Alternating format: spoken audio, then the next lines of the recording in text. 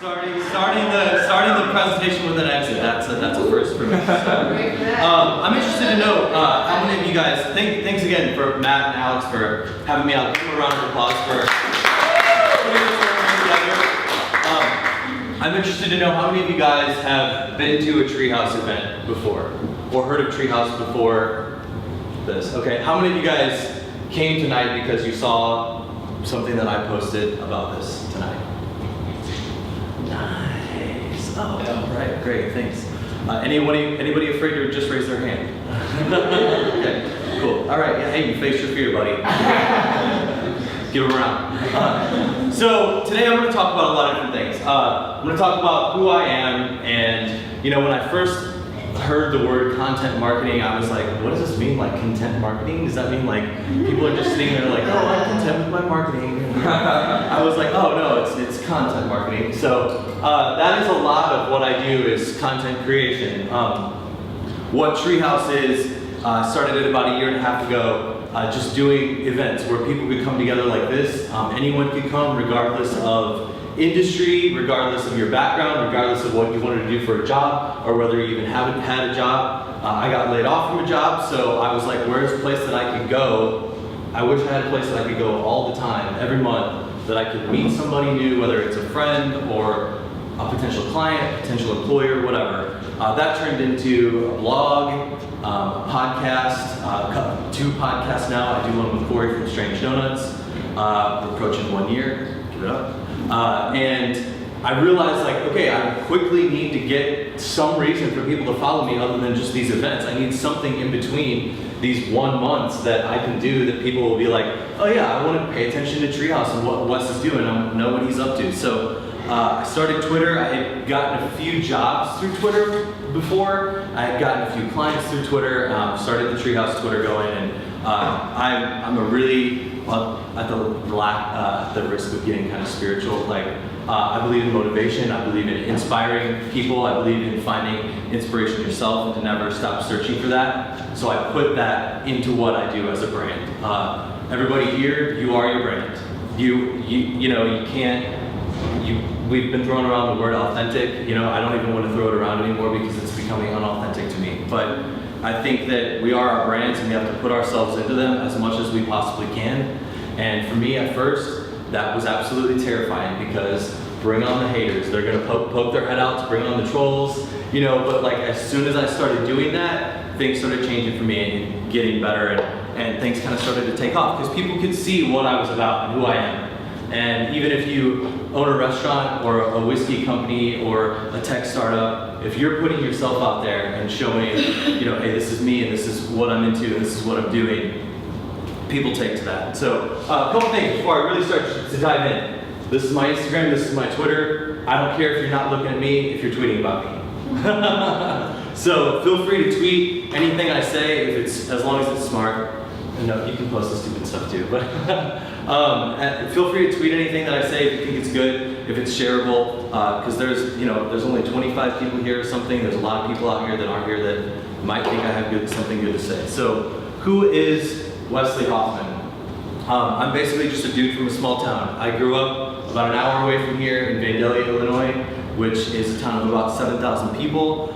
There's not a lot of diversity, art, culture, or anything like that out there. There's no stand-up comics, to my knowledge. I'm the only one. So I always wanted to get out and experience new things, search for new opportunities, new experiences. I don't know why. My family all still lives there. I live here. I just wanted to experience new things. I wanted to meet new people that had different backgrounds than me. I got really bored really fast living in that small town, so I moved out. Any small towners here? Okay, cool. You made it out. Congrats. I started working full time when I was really young. I grew up on a farm, so I really started, it says 19 up there. I really started working when I was like 5 years old. They give you a shovel. They're like, hey, go shovel some cow shit, So I was out there working. I learned how to drive when I was 10 years old. I did a lot of stuff like that. I started working for the St. Louis Arch. Everybody always told me like, hey, you're really good at customer service and sales. You're good at talking to people. You love introducing yourself to people. You should totally get into customer service and sales. So I got into that, had success, worked at a job for 5 years. I'm 32 years old, started working full-time when I was 19, so that was a pretty big chunk of my career for that one company. Over the course of time, I realized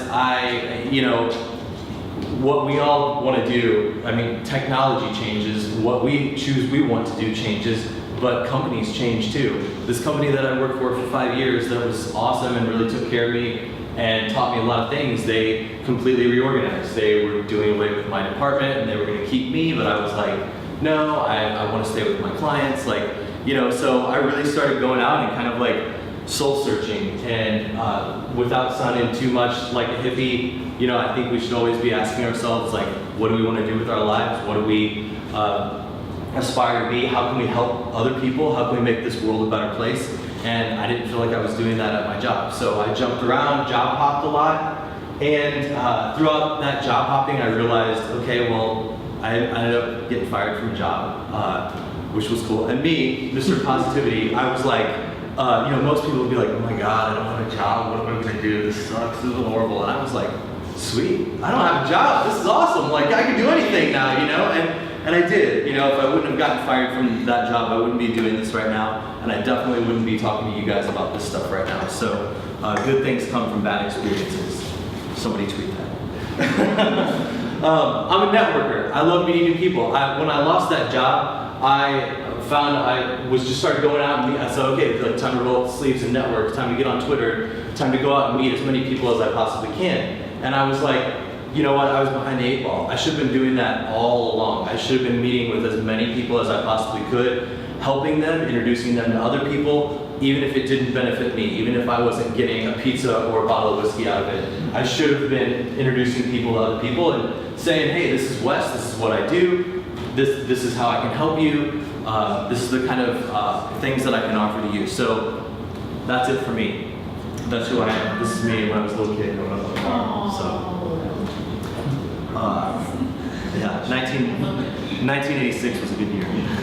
All right, so we're going to talk about a few things today, and I'm going to go through quantity, quality, and engagement, because these are the three things that I think are important when you're talking about content that you want to put out there. I'm not going to give away all my secrets because I do want to be hired out as a social media consultant at some point, so I don't want to give away all my secrets for free, but I'll kind of give you guys some lessons about what I do and some things that I've done. Is there such a thing as too much content? Does anybody want to talk about that? Think they have an idea? Daniel?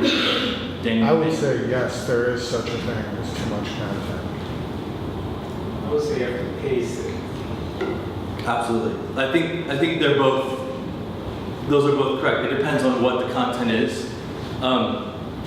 If you're posting the same thing so many times, I mean, everybody, that's not right. I think if you space it out, that's what I'm talking about. If you use it on different platforms, different things, like that helps a lot more. I do a lot of things like, this is my next thing, spread it around. That was my thing.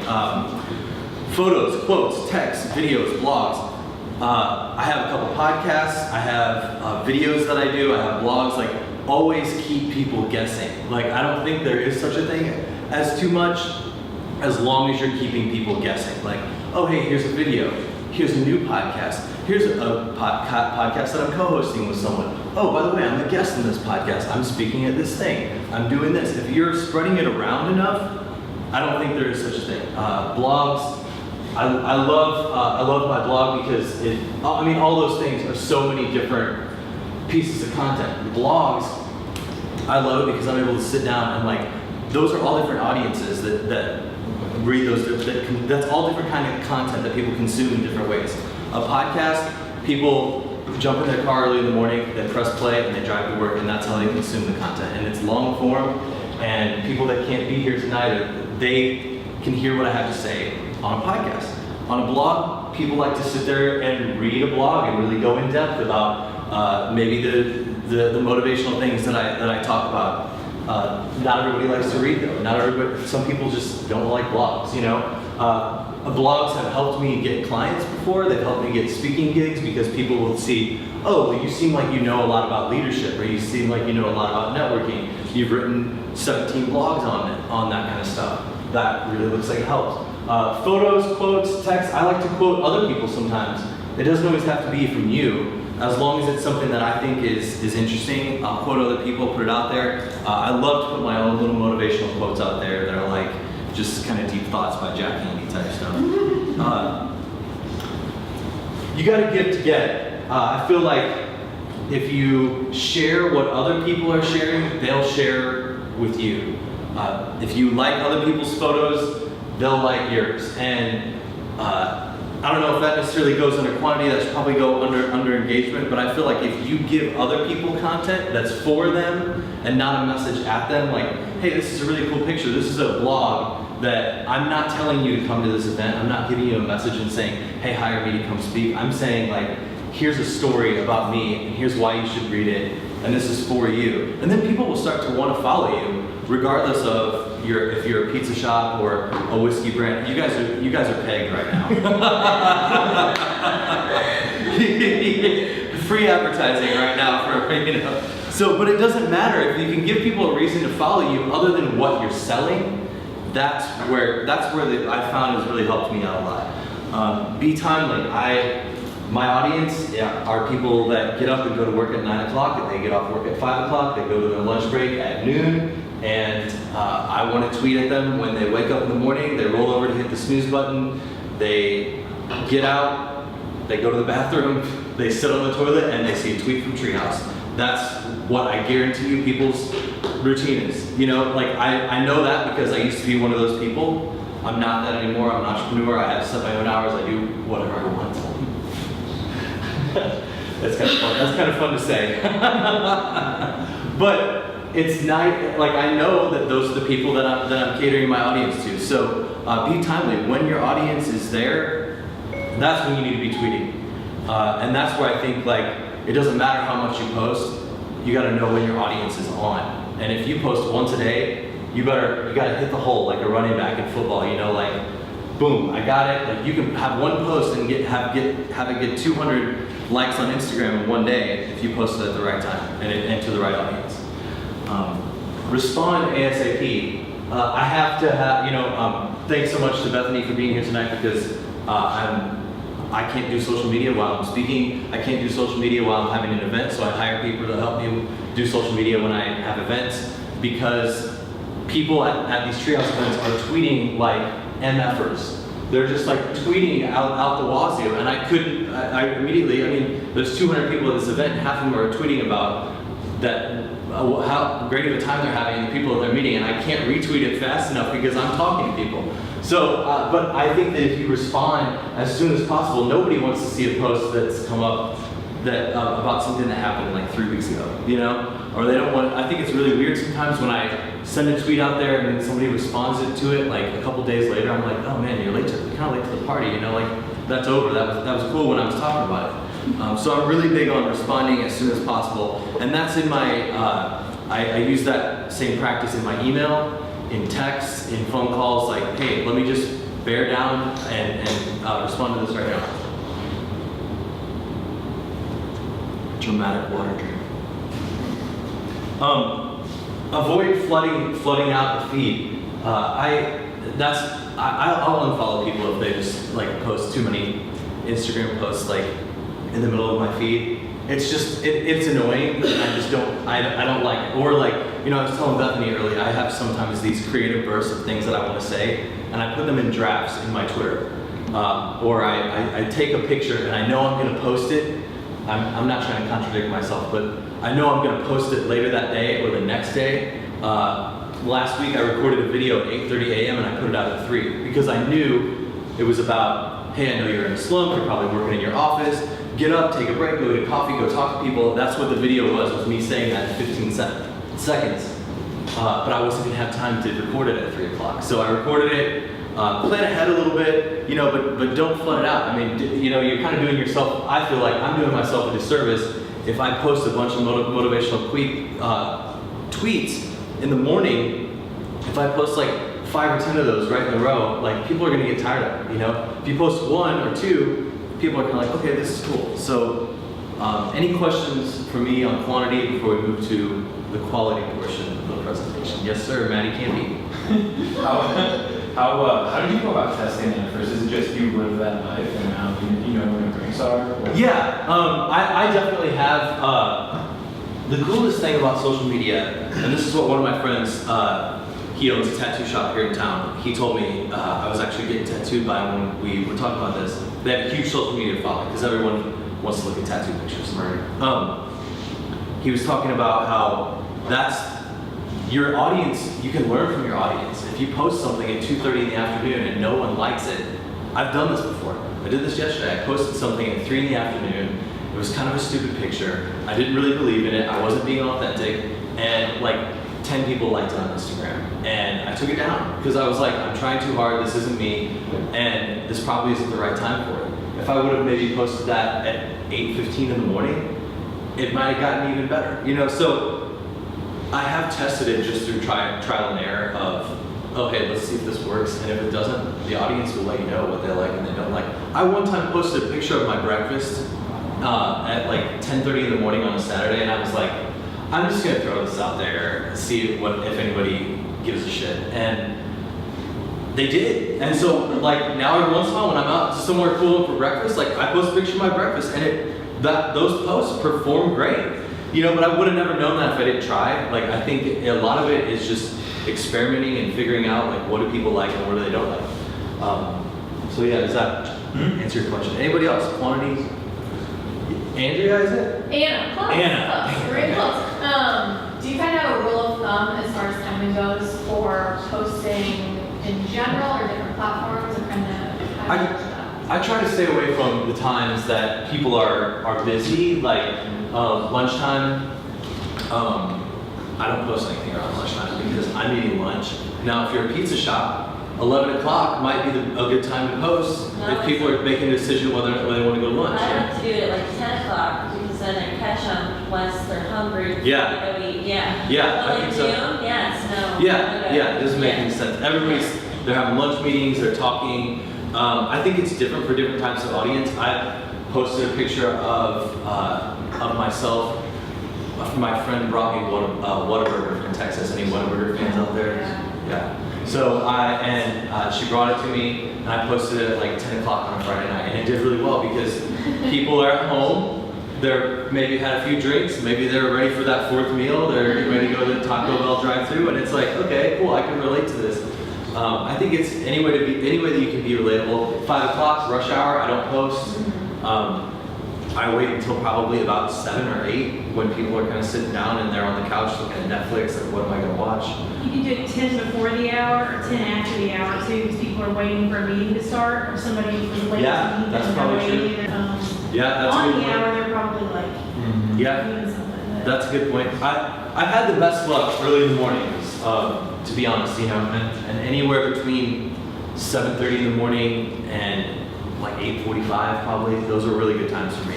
So, yes, So, Maggie Rothman. do you pay attention to your insights on your pages? I do. Does it seem to match up with what you're seeing, or do you agree with them or disagree? That depends. Like, I think that Facebook, exactly what you said, Daniel, like, I think that they're manipulating the numbers a little bit to shift, to try to get you to boost something, you know? Yeah. I don't, because a lot of times they'll say like 183 people saw this. Well, 50 people liked it.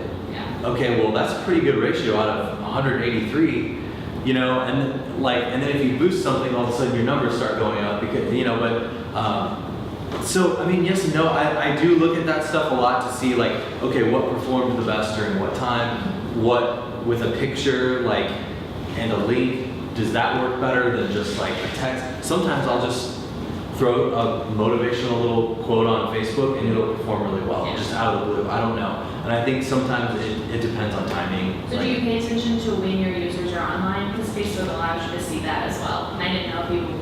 I haven't paid too much attention. I haven't really dove too deep into that. I do boost my posts sometimes, but I have an example of a post that I didn't boost that did really well because it got shared. But Sure. I'll get to that. Yeah. Any other questions, comments?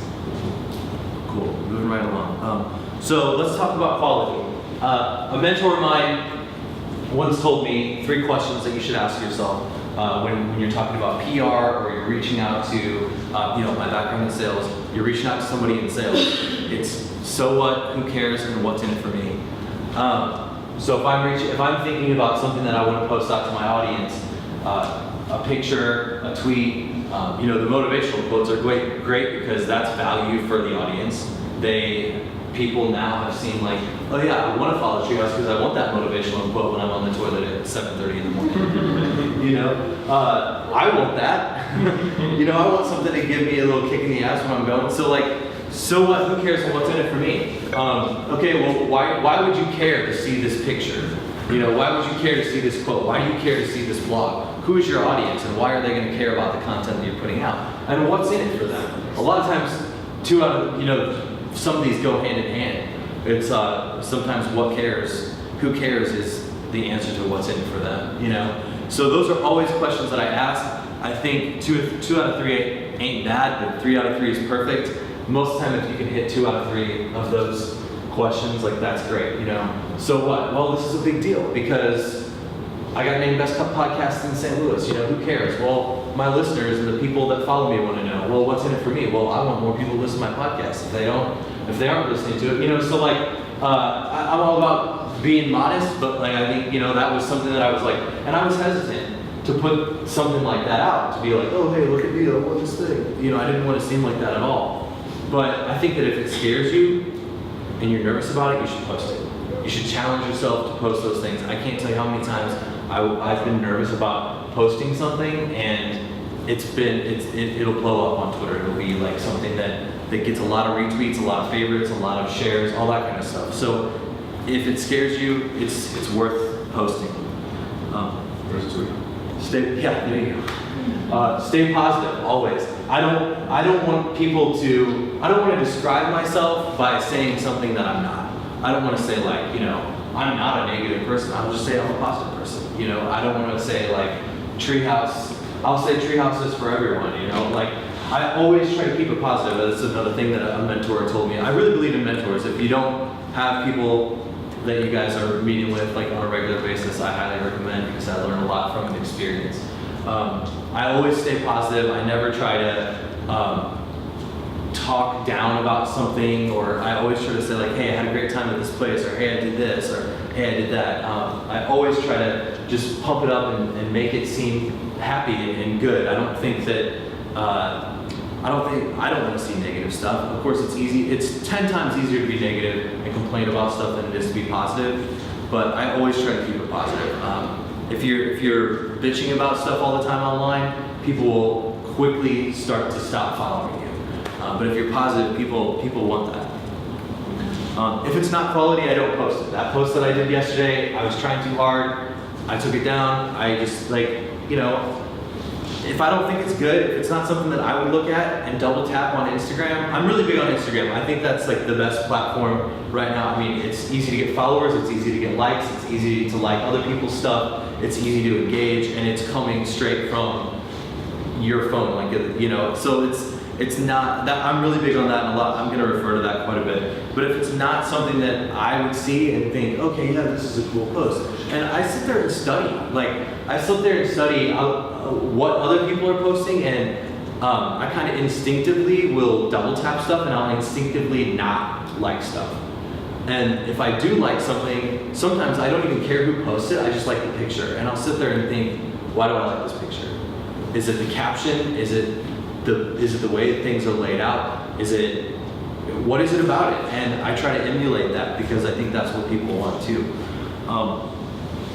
Don't force it. I never try to force it. If this weekend I didn't post something. My last post was on Strange Donut Day at 8 o'clock at night, and I didn't post something again, I think, until yesterday, and until 4 o'clock. I just didn't have anything to post. Somebody told me once, another mentor, friend, experience equals content. I wasn't really doing much this weekend. I had Strange Donut Day, that was my big thing on Friday. I was the MC. So I posted a picture of that on Saturday. I was at home working on stuff on my computer. On Sunday, I was at the donut shop. I just nothing really happened. So I'm not gonna force content down somebody's throat unless it's something that maybe I saved that I thought was cool, that I was like, all right, hey, this might be a cool time to post this picture just because I feel like it. And I think that sometimes is okay too. Those 3 questions, so what, who cares, what's in it for me? You can use your social media sometimes to just post stuff that you want to post for your own brand too. I mean, people might not like it as much, but it is yours. You can do whatever you want to with it. But I really try not to force content. I try to look at what I'm doing and make it feel natural and organic.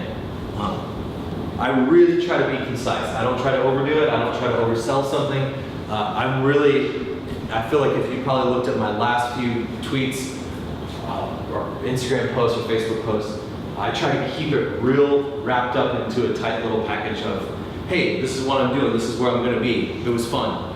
Hey, I came to STL Marketers thing with a bunch of pictures of this meetup. It was tons of fun. Check them out. I don't try to be like, thanks so much to STL Marketers for having me. It was a great event and we had Jimmy John's. Like, I don't feel like people care about that.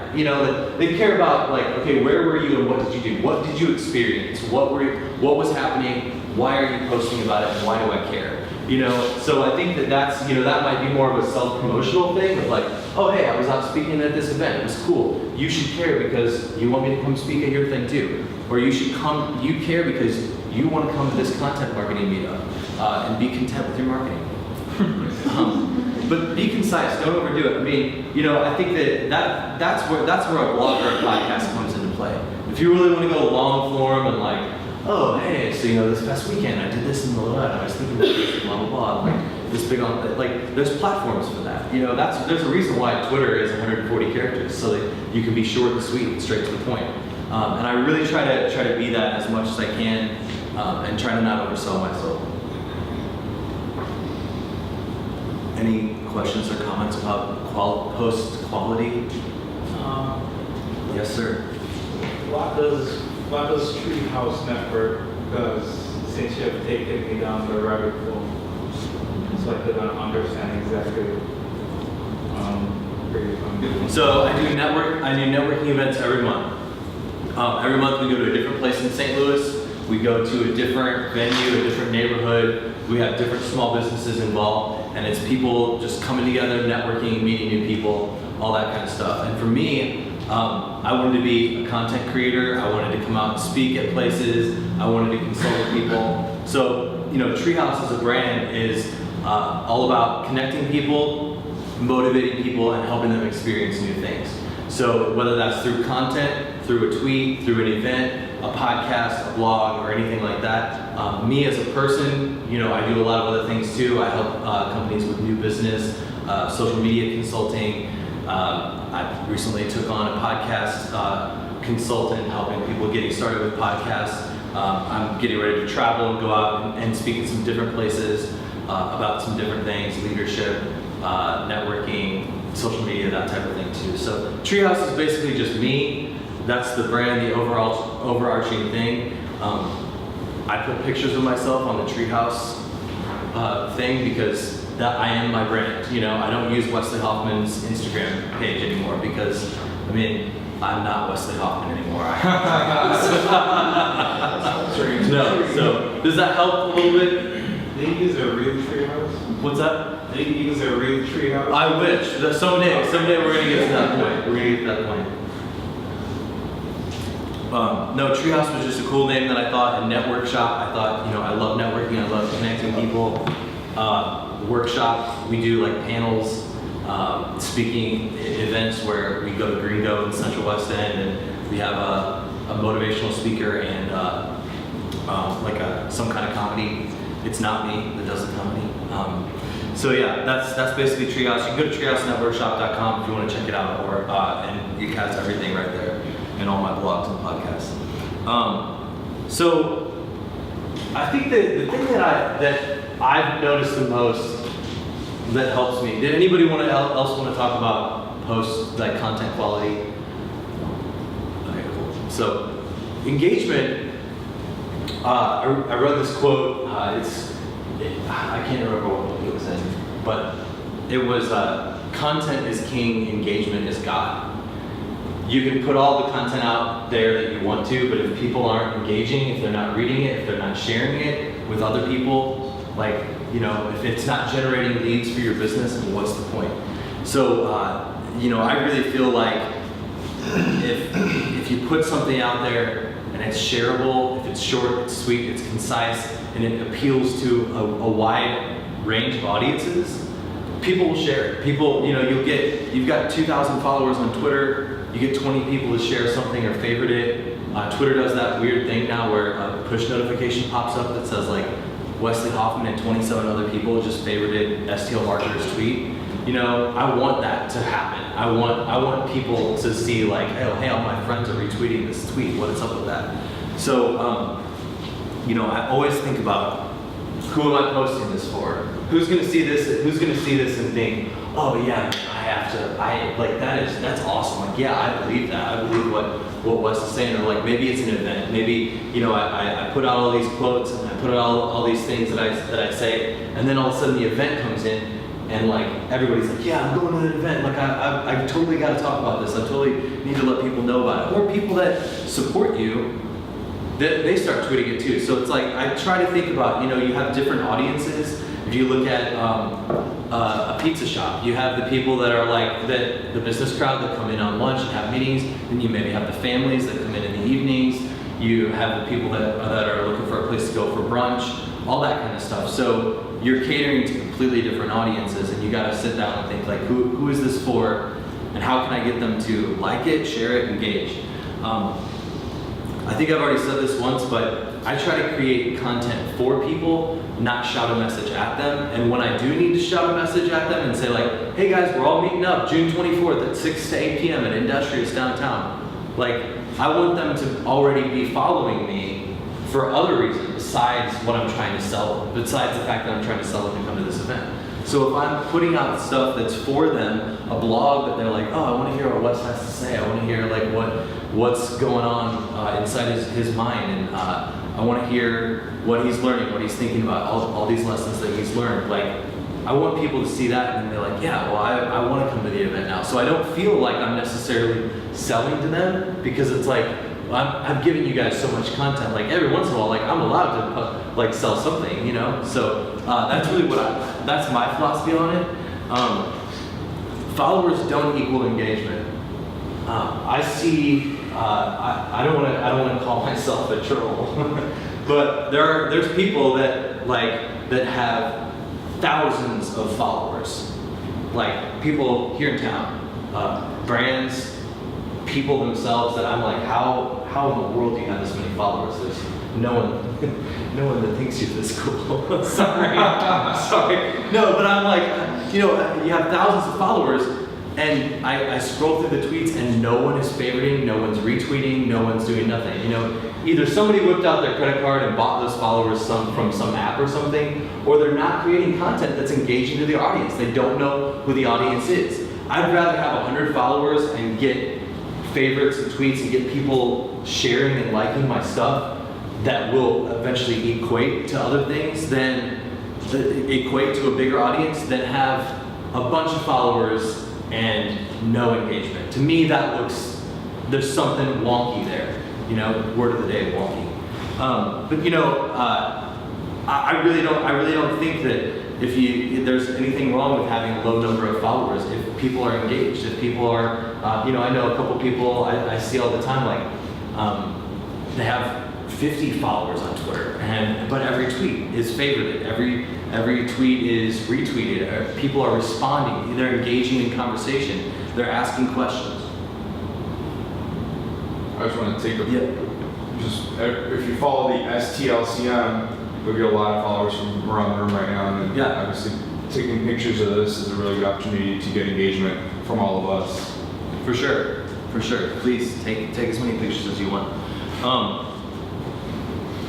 But I think also with engagement, you have to give to get. So I spend a lot of time going to Twitter, and I take that back. It's really not a lot of time. I'm sitting there going through my feed thinking like, okay, who are people that I'm following that, okay, I like that tweet, I'll favorite it. Okay, I like that, I'll favorite it. I don't always retweet.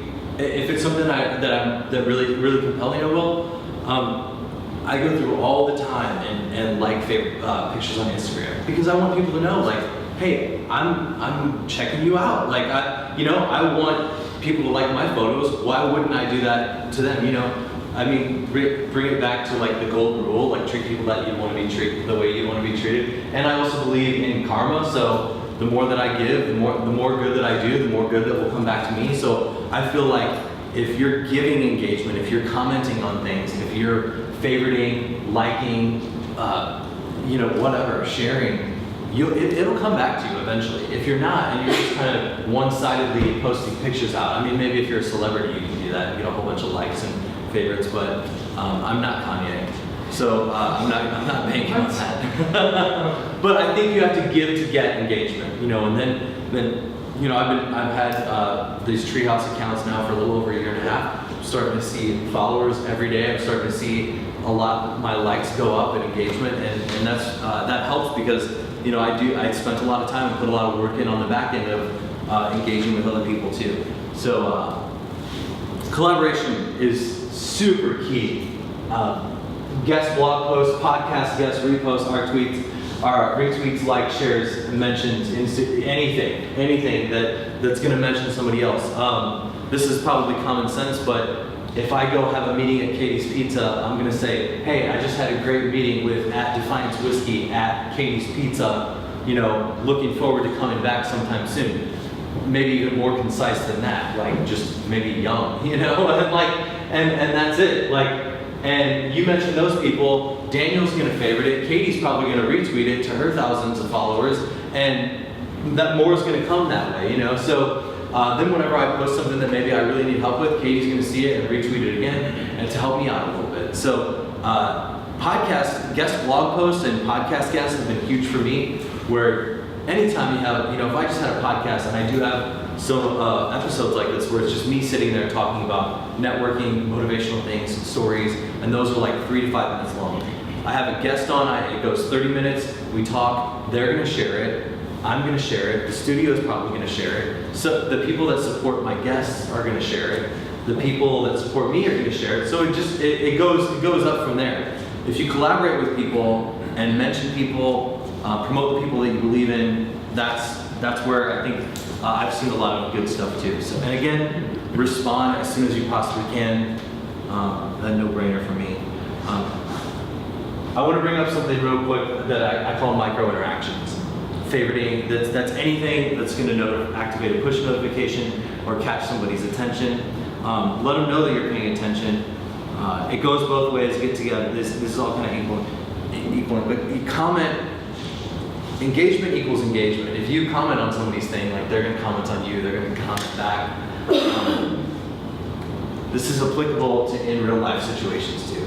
So when I go out and I talk to people, and most people now, we're like walking with our heads down and we're looking at our phones, we forget that there's a person right there in front of us, smile, say hello, say what's up, tip your hat to them, I don't know, whatever, do something weird, catch people's attention, be present in the world. And that goes a long way. I mean, I've had some really interesting conversations just by starting a conversation in the line at the gas station or the food truck or the coffee shop.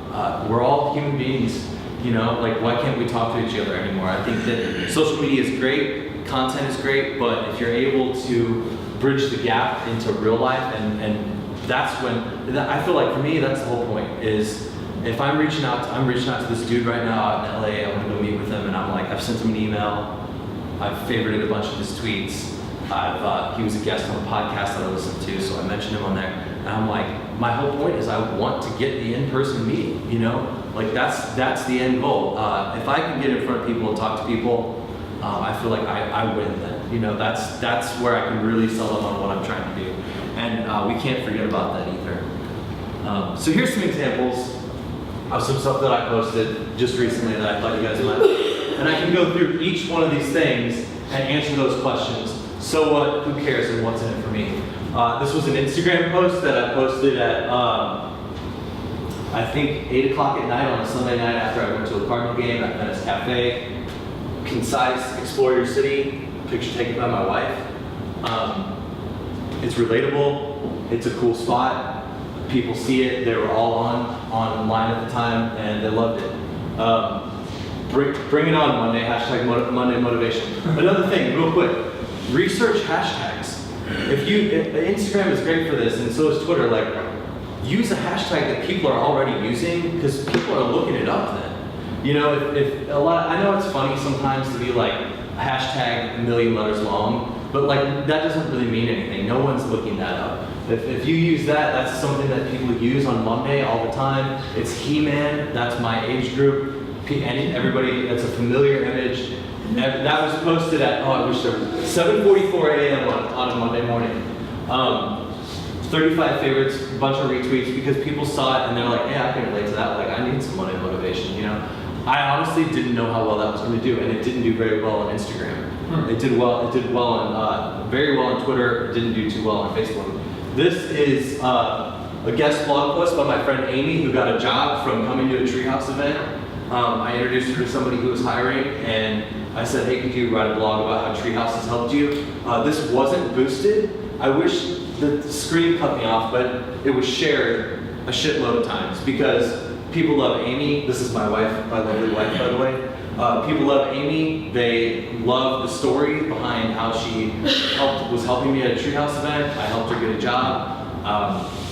They shared it. People wanted to see it. I shared it on my personal. She shared it on her personal. Other people that just love Amy were posting it. This has time. I mean, yeah. And in the process, this helps me a little bit because it shows like, hey, there's value in what I do. There's value in coming to these Treehouse meetups because you could get a job, you could get work. But at the most for the most part, I wanted to promote Amy and her story and what she was doing. And I didn't really think it was going to take off. I mean, 2,100 people, that might not seem like that much, but for an unboosted post, if I would have boosted it, probably would have gotten much more than that. But and that was posted at 7:20 a.m. on a Sunday morning. So the reason why I post my blogs that early on Sunday morning is people are waking up, it's the weekend, they're getting ready to go to church, or maybe just go to brunch or whatever, they're flipping through Facebook. Hey, I've got time to read a blog right now. I've got time to take a look at this. I keep my blogs pretty short, pretty short and sweet. Hers was pretty long because she kind of gave an idea of what her networking situation is and all that stuff. I mean, these aren't millions of views, but this is good for the amount of followers I have. I've got 2,300 on Instagram. I've got a little over 2,000 on Twitter. I've got a little over 2,000 on Facebook. So I mean, that's around 10% engagement. You know, I mean, this is all of my people saw it. I guess you know that more people saw that than I have followers on Facebook. So I thought that was great. I do want to throw these up here for some takeaways in case you fell asleep during this time. The bottom one. The very, very bottom. I always say be positive. I love that one, but I still feel like there's no rhyme or reason to any of this. Like I still, you know, when I talk about new business and trying to get new clients and stuff like that, and I'm working with a client right now, and I feel like, yeah, well, here's my strategy. I'm gonna send him an email, then I'm gonna send him this letter, and then I'm gonna find him on LinkedIn and follow him. I just think like put as much as you can out there and put your personality into it, and it'll happen for you. But I really think that, you know, there is a girl, a 23-year-old girl look up this Twitter account if you want to. It's called, it's at That One Good Vibe. The name of the Twitter is Psychedelic Feelings. And she just posts these like artistic pictures that she's painted. She posts these little like peaceful, loving messages about positivity, and she has 234,000 followers. Wow. How does she do it? I have no idea. And she gets retweets, she gets engagement, she has fans all over the country, and she's just a 22, 23-year-old girl posting the stuff that she wants to post. You know, so I don't know.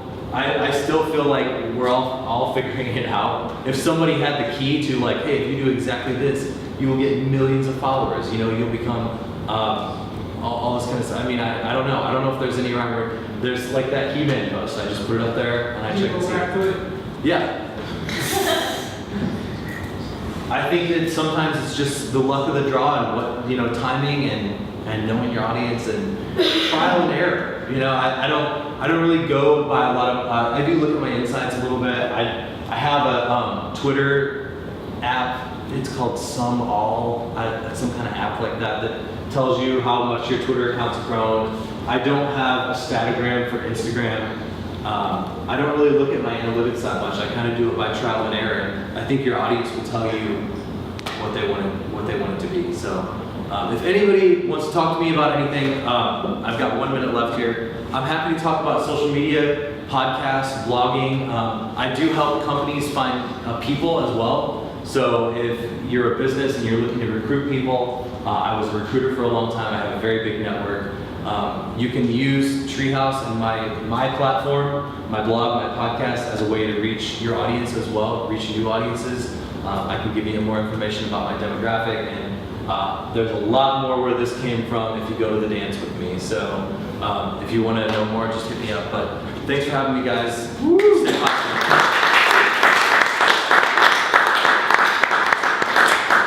Oh, here's all my social media too. Wes, did you say you'd be comfortable with this on slideshow? Yeah, I can. Yeah, let's we'll share this out with the group.